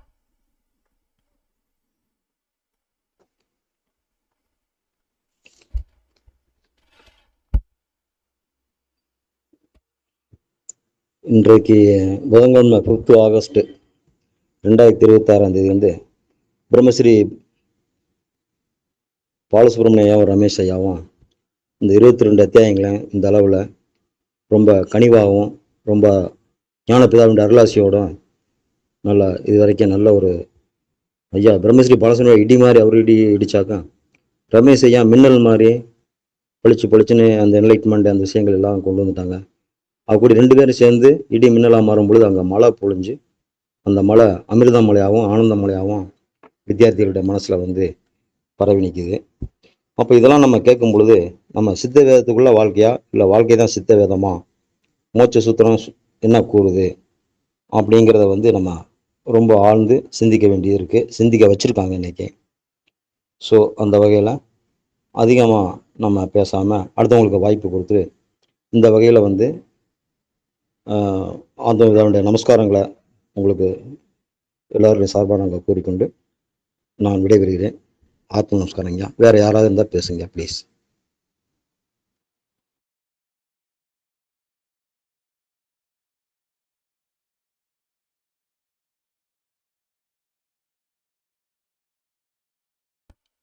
சரிங்க, அப்போ நிறைவு பண்ணிடலாங்களா? சரிங்க. யாரும் இல்லை நம்ம சரிங்க. அப்போது நாம் இந்த உபதேசம் வாங்கும் போது ஒரு சத்திய வாசகத்தை முன்னெடுத்து வாங்கியிருப்போம். நான் இன்று முதல் மனதாலும் வாக்காலும் கர்மத்தாலும் சத்தியத்துக்கு விரோதமாக யாதொன்றும் செய்ய மாட்டோம், நிரபராதியான என் ஆத்மாவே சாட்சி அப்படின்னு சொல்லி. ஸோ இந்த வாசகத்திலேயே மனதாலும் நம்ம சத்தியத்துக்கு விரோதமாக இருக்கக்கூடாது அப்படின்னு சொன்னால் சிந்தனை கூட நம்ம சத்தியத்துக்கு விரோதமானது தான். வாக்காலும் சத்தியத்துக்கு விரோதமாக இருக்கக்கூடாது அப்படின்னு சொன்னால் சப்தம் நாம் உண்டு பண்ணுறது கூட சத்தியத்துக்கு விரோதமானது தான். கர்மத்தாலும் சத்தியத்துக்கு விரோதமாக இருக்கக்கூடாது அப்படின்னு சொன்னால் கர்மமாக இருக்கக்கூடிய வாயுவானது இந்த கண்ணு, காது, மூக்கு, வாய், தோல் அப்படின்னு சொல்லக்கூடிய இந்த புலன்கள் வழியாக வெளியில் வியாபிக்குது அப்படின்னாலே அதுவும் சத்தியத்துக்கு விரோதமானது தான். ஸோ இந்த மாதிரியெல்லாம் இல்லாமல் அவனவனுடைய சக்தியை அவனவனுக்குள்ளார எப்போ நம்ம நிலைநிறுத்தி வச்சு பழக்கப்படுத்துகிறோமோ அப்போ தான் இந்த சத்திய வாசகத்தையும் நம்மளால் காப்பாற்ற முடியும். அது வரைக்கும் நம்ம அந்த சத்திய வாசகத்தை காப்பாற்றுறதுக்கு முயற்சி செய்ய வேண்டிய ஒரு வேலையை தான் செஞ்சிட்ருக்க வேண்டியதாக இருக்குது. ஸோ அதனால் இதை பாசிபிள் பண்ணணும் அப்படின்னு சொன்னால் நமக்கு அந்த சமீரணன்னு சொல்லக்கூடிய கதி நமக்கு தேவைப்படுது. ஏன்னா அந்த கதி நமக்குள்ளார வரும்போது நம்மளால் தன்னுடைய சக்தியை உள்ளுக்குள்ளார நிலைநிறுத்தி வைக்கிறதுக்கான ஒரு நிலைமைங்கிறது கிடைக்கும். அதனால் அந்த கதி வர்றதுக்கு சாமி சதா அபியாசத்தை தான் நமக்கு முன்னிறுத்தி வைக்கிறாரு. அதை செய்யும் போது மட்டும்தான் நமக்கு அந்த கதி கிடைக்கும் அப்படிங்கிறதையும் சொல்லியிருக்கிறாரு. அதை நான் இந்த வேலையில் நம்ம எல்லாத்துக்கும் நான் நினைவுபடுத்திக்கிறேன். அதனால் சதா அபியாசத்தை அதிகப்படுத்தி அந்த எவராலும் வெல்ல முடியாத ஆயுதத்தை ஒரு நிமிஷம் நேரம் கூட கீழே வைக்காமல் அதை உபயோகப்படுத்தி நம்மளுடைய விரோதிகளாக இருக்கக்கூடிய விருப்பு வெறுப்பு அப்படின்னு சொல்லக்கூடிய அந்த ராகத்வேஷம்னு சொல்லக்கூடிய துர்விருத்திகள் நம்மளோட அண்டாமல் நம்ம தடுக்கிறதுக்கு அது உதவிகரமாக இருக்கும் அப்படிங்கிறதையும் இந்த வேலையில் எல்லாத்துக்கும் நான் நினைவுபடுத்திக்கிறேன். அனைவருக்கும் ஆத்ம நமஸ்காரங்க. அனைவருக்கும் ஆத்ம நமஸ்காரம். அனைவருக்கும் ஆத்ம நமஸ்காரம்.